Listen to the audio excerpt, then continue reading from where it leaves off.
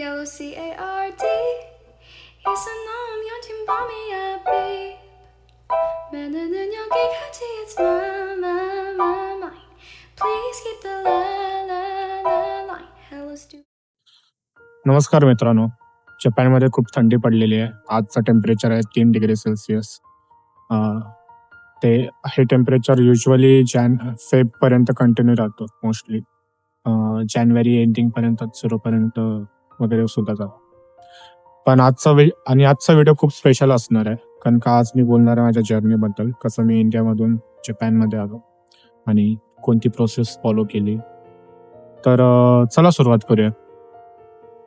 तर मी इंडियामध्ये 12th मी नवी मुंबईमध्ये केलं कोर्समध्ये. आणि माझं मेन जे स्ट्रीम होतं ते सायन्स स्ट्रीम होतं. 12th नंतर मला पायलट बनायचं होतं, बट ते काही सर्कमस्टन्सेसमुळे ते झालं नाही आणि आम्ही दुसरं शोधत होतो काय करायचं म्हणून. आणि सो आम्हाला असं जपानबद्दल कळलं की जपानमध्ये तुम्ही एज्युकेशन घेऊ शकता स्वस्तात मोस्टली, बाकी युरोपियन किंवा अमेरिकन कंट्रीज कम्पेअर केलं तर. सो मी जपानमध्ये यायच्या भरपूर प्रोसेस आहेत. स्कॉलरशिप थ्रूमध्ये पण येऊ शकता तुम्ही. पण जी प्रोसेस मला कळाली होती त्यावेळी त्या क्षणाला ती होती म्हणजे तुम्ही जॅपनीज लँग्वेज स्कूलमध्ये जायचं, 1 वर्ष जॅपनीज लँग्वेज शिकायचं आणि तिथून मग तुम्हाला पाहिजे त्या कॉलेजला अप्लाय करू शकता, युनिव्हर्सिटीला अप्लाय करू शकता, व्होकेशनल स्कूलला अप्लाय करू शकता किंवा मास्टर्सला अप्लाय करू शकता. तर माझं 12th पास झालं होतं, त्यामुळे मी त्याच्या आधी इंडियामध्ये मग ते डिसाईड केलं मी थोडक्यात तर की एज्युकेशन माझं मी जपानमध्ये करायचं.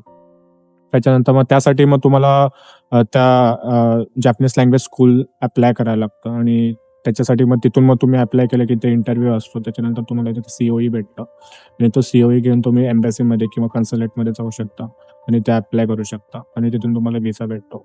मला भेटला होता मुंबईमधून अप्रॉक्सिमेटली 4 डेजमध्ये. सो त्याच्या आधी सुद्धा मला 3 मंथ्स किंवा 4 मंथ्स तयारी करायला लागली होती जॅपनीज लँग्वेजची. सो मी पुण्यात होतो फॉर अराउंड 5 मंथ्स. तिथे मी जॅपनीज लँग्वेजची तयारी केली आणि जॅपनीज लँग्वेजची तयारी केल्यानंतर माझा इंटरव्ह्यू झाला. त्याच्यानंतर इंटरव्ह्यूमध्ये पास झालो. त्याच्यानंतर मला COE भेटलं आणि COE भेटल्यानंतर मी लगेच मुंबईमध्ये जॅपनीज कन्सुलेटमध्ये अप्लाय केलं आणि तिथे मला 4 दिवसात व्हिसा भेटला. अपॅरेंटली खूप फास्ट स्पीड आहे. बाकीच्या जे एम्बॅसीमध्ये वगैरे तुम्ही जाता दिल्ली साईडला वगैरे असाल तर तुम्हाला खूप वेळ लागतो, 1 महिना वगैरे लागतो.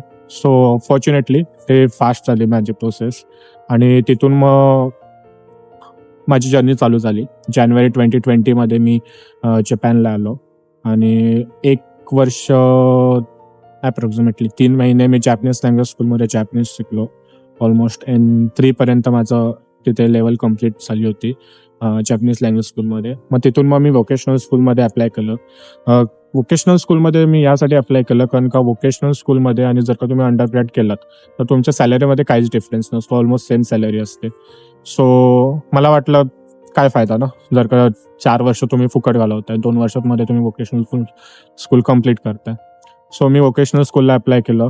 त्याच्यानंतर तिथे मी CAD आणि IT शिकलो आणि बट परत लास्ट इयरला मला असं माझा विचारमध्ये चेंज झाला आणि मला वाटलं की परत जर का तुम्हाला दुसऱ्या देशांमध्ये वगैरे जायचं असेल तर masters is much more needed आणि त्याला प्रायोरिटी देतात लोक जास्त. सो बेसिकली मग मी ठरवलं की मला मास्टर्सपर्यंत एज्युकेशन घ्यायचं आहे. सो 2023ला माझं व्होकेशनल स्कूलमध्ये जर्नी कंप्लीट झाली आणि तिथून पुढे मी ठरवलं की मला युनिव्हर्सिटीमध्ये घ्यायचं आणि फॅकल्टी कोणती करायची ते चूज करायची. त्याच्यामध्ये थोडं हे होतं, तेव्हा डेटा सायन्स खूप ट्रेंडिंग होतं आणि डेटा सायन्स शिकवणारे युनिव्हर्सिटीज खूप जपानमध्ये कमी आहेत आणि माझी युनिव्हर्सिटी ही थोडीशी हायब्रिड आहे. मोस्टली जॅपनीजमध्ये शिकवलं जातं आणि 10-20% इंग्लिशमध्ये प्रोफेसर्स, म्हणजे तुमचे रिसर्च वगैरे असेल तर तुम्ही किंवा रिपोर्ट्स वगैरे असेल तर इंग्लिशमध्ये पब्लिश करू शकता. सो मास्टर्स करायच्या उद्देशाने मी युनिव्हर्सिटी जॉईन केली आणि डेटा सायन्स मी स्ट्रीम चूज केली तिथे आणि आता मी 3rd इयर मुसाशी युनिव्हर्सिटी, माझ्या युनिव्हर्सिटीचं नाव आहे, तिथे 3rd इयर स्टुडंट आहे डेटा सायन्स आणि 2028 मार्चमध्ये मी पास आउट होणार आहे. तर ही थोडक्यात माझी जर्नी होती बट या जर्नीमध्ये सुद्धा मला बऱ्याच काही डिफिकल्टीज सुद्धा फेस कराव्या लागल्या. जसं की मध्यंतरी कोरोना आला होता किंवा तुम्हाला तुमचं जे लँग्वेज डिफरन्स आहे, कल्चर डिफरन्स आहे, ते तुमच्या खाण्याच्या पद्धती म्हणजे मोस्टली त्याची नॉनव्हेज त्यामध्ये सुद्धा जे काही इन्ग्रेडियंट्स दिलेले असतील सर्व जॅपनीजमध्ये आहे. त्यामुळे मला जॅपनीज बोलता येत नाही, जॅपनीज वाचता येत नाही. तर खूप काही सो तुम्हाला माहित नाही तर त्या गोष्टीची, तर ते तुम्हाला जर का जॅपनीजमध्ये तुम्हाला नाही समजत तर ते खूप खूप प्रॉब्लेम येतो. म्हणजे आता तुम्ही गुगल ट्रान्सलेट किंवा गुगल लेन्स वगैरे यूज करू शकता, but back like 4 years back तशा त्या गोष्टी आय गेस तेवढ्या फॉरवर्ड नव्हत्या. त्यामुळे अशा बऱ्याचशा गोष्टी मला फेस कराव्या लागतात. त्यामुळे हो, त्यातल्या काही म्हणजे काही एक्सपिरियन्स मी तुम्हाला सांगू शकतो. पण दुधाचे प्रकार खूप असतात जपानमध्ये. आणि आम्ही जे दूध विकत घेतलं होतं ते ऍक्च्युली दूध पॅश्चराइज दूध नव्हतं, वेगळ्या टाईपचं दूध होतं. आणि खूप चव अशी, म्हणजे जेव्हा आम्ही म्हणजे मी आणि माझा मित्र गेलो होतो मॉलमध्ये आणि विकत घेतलं, तर ते दूध नंतर जेव्हा आम्ही घरी घेऊन आलो तर त्याची चव पूर्ण वेगळी होती. आणि फक्त दूध असं नाही बोलत मी, म्हणजे बऱ्याचशा गोष्टी, साबण वगैरे, साबण कोणता घ्यायचा माहित नाही, हँड सोप कोणता, बॉडी सोप कोणता हे माहित नसतं. सो या गोष्टी बऱ्याचशा तुम्ही फेस करता प्रॉब्लेम, जर का तुम्ही वेगळ्या सिटीजमध्ये वेगळ्या कंट्रीजमध्ये जाता. लँग्वेजचं एक मोठा इश्यू, मोठा फॅक्टर असतो, तो तुम्हाला फेस करावा लागतो. दुसरं एक मला वाटतं केलं तर मराठी कम्युनिटी खूप कमी आहे जपानमध्ये. आणि मी जो फर्स्ट सिटी जी मी डिसाईड केली ती होती साऊथ. जास्त पण साऊथ नाही, बट बऱ्यापैकी साऊथला आहे. आणि मागून बुलेट ट्रेन जाते, तर मला बुलेट ट्रेन मध्ये मी 3 ते 4 वर्ष जपानमध्ये येऊन सुद्धा 3 वर्ष, मला वाटतं पहिले 3 वर्ष प्रवास केला नव्हता, जमलं नव्हतं मला. एक्सपेन्सिव्ह आहे बुलेट ट्रेन. तुम्हाला तुमचा खर्च वगैरे सर्व गोष्टी मॅनेज करायला लागतं. पार्ट टाइम जॉब तुम्ही करू शकता. पार्ट टाइम जॉब वीकली तुम्हाला 28 आवर्स पर्यंत परमिट आहे.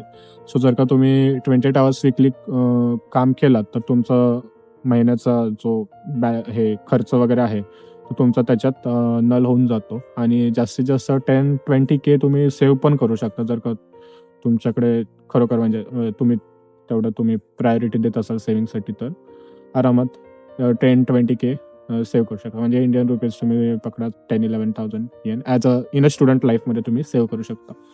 तुम्ही जेव्हा वर्क चालू ॲज अ वर्क म्हणून वर्क विजा भेटतो आणि तुम्ही सपोज येत असाल, तर तुम्हाला स्टार्टिंग सॅलरी मोस्टली 3 ते 4 लाख मंथली येन मध्ये असते, which is kind of survival. आणि जे रिअली म्हणजे ज्यांचे चांगले जॉब असतात त्यांना स्टार्टिंग अराउंड 8-9 लॅक्स मंथली भेटून जाते.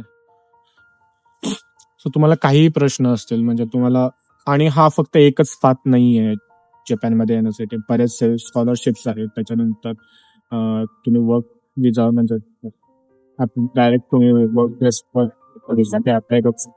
ज्या कंपनीमध्ये त्यामुळे याची मी मला एवढं काय माहीत इन डिटेल माहीत नव्हतं. तेवढं आमच्या जवळपास सांगणारे लोक मला फक्त जस्ट अपॉर्च्युनिटी दिसली आणि मी म्हटलं या लेट्स गेट देअर, म्हणून मी चूज करून जपानमध्ये आलो. बट आता मी तुम्हाला सांगू शकतो, जर का तुम्हाला काही प्रश्न असतील तुम्हाला, तर तुम्ही बिंदास विचारा कमेंट सेक्शनमध्ये. मी तुम्हाला जास्तीत जास्त प्रयत्न करेन लवकरात लवकर उत्तर द्यायचा. आणि हो, अशा म्हणजे काही क्वेश्चन आन्सर्स व्हिडिओ सुद्धा आपण पुढे भविष्यात टाकू, त्याच्यात तुम्ही भरपूर प्रश्न विचारा मला, त्याची उत्तरं द्यायचा प्रयत्न करेन मी त्या व्हिडिओमध्ये. आणि असंच पुढे वेगवेगळ्या विषयांबद्दल तुम्हाला ब्लॉग बघायचे असतील किंवा वेगवेगळ्या विषयांबद्दल तुम्हाला जाणून घ्यायचं असेल जपान संबंधात, तर सबस्क्राईब करा आणि बघायला विसरू नका माझे ब्लॉग्स. थँक्यू.